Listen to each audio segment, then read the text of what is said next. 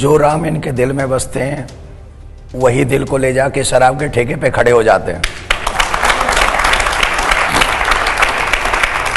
जो राम दिल की बात करते हैं वो मदिरा मांस न जाने क्या क्या भक्षण करते हैं।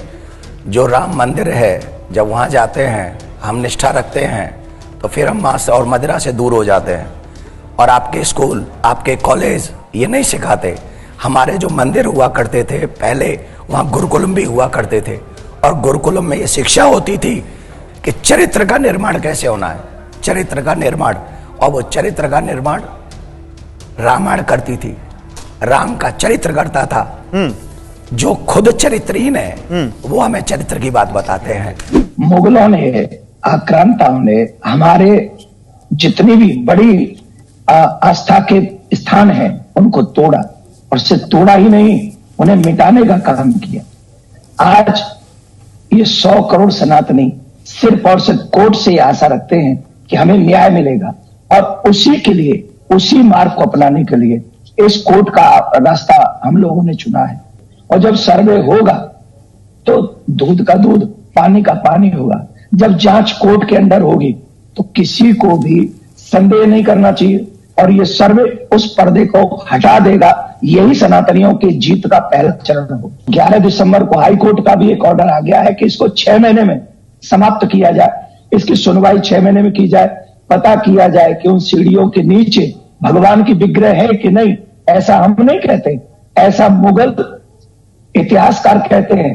अगर ये सत्य है तो हमें हमारे भगवान के सम्मान के लिए ये लड़ाई कोर्ट में, रोड में, हर जगह लड़नी चाहिए। सभी जो सच्चे सनातनी है उनको इस समय एकजुट होकर सिर्फ और सिर्फ अपने धर्म की रक्षा के लिए, सनातन के सम्मान के लिए, भगवान के आदर के लिए हमें लड़ाई कोर्ट के माध्यम से संवैधानिक तरीके से लड़नी चाहिए। और मुझे आशा है कि 6 महीने में और उससे पहले भी संभव है कि हम भगवान के उस सम्मान को सीढ़ियों के नीचे से वापस ला सकेंगे अगर वहां है तो। अरे भाई, आजादी के बाद से हिंदू टारगेट पे रहा है। आप एक बात बताइए, हमारे हिंदू मंदिर सरकार के अंडर क्यों है? मस्जिद क्यों नहीं है? चर्च क्यों नहीं है? अन्य पूजा स्थल क्यों नहीं है? हमारे ही मंदिरों को सरकार अपने अंडर में रखती है और हम ही को कह दिया गया कि तुम कृष्ण के लिए, तुम राम के लिए, तुम काशी के लिए, तुम कोर्ट नहीं जा सकते। जो विश्व में कहीं नहीं होता वो भारत में हो सकता है क्या? आप माजरे आलमगिरी की किताब में सब लिखा है और भी हैं, अंग्रेज इतिहासकार हैं उन्होंने लिखा है, हमारे ब्रज के इतिहासकार हैं उन्होंने लिखा है। इससे कोई भी जुटला नहीं सकता कि हम लोगों पे अत्याचार हुआ है, हमारी भावनाओं के साथ खिलवाड़ हुआ है, हमारे मंदिर तोड़े गए, हमारे देवी देवताओं का अपमान किया गया।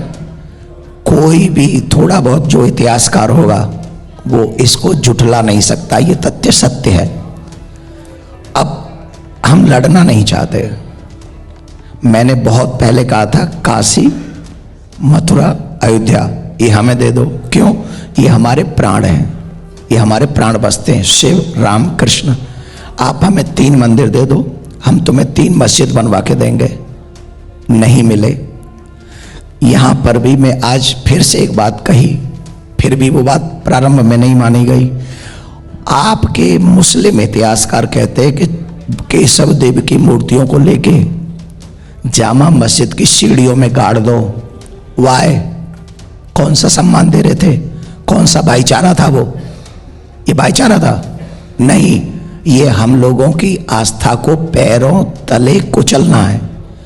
उन लोगों से आपका कोई लेना देना नहीं है जो तीनों यहां बैठे हैं। बाहरी आक्रांता थे वो।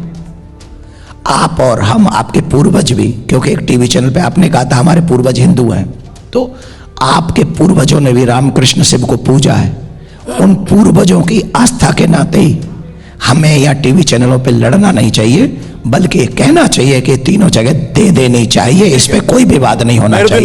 मेहरुद्दीन अंग्रेज, मैं अभी आपने एक शेर सुनाया था, दरवाजे पे झूठ, सड़क पे झूठ, यहां झूठ, वहां झूठ।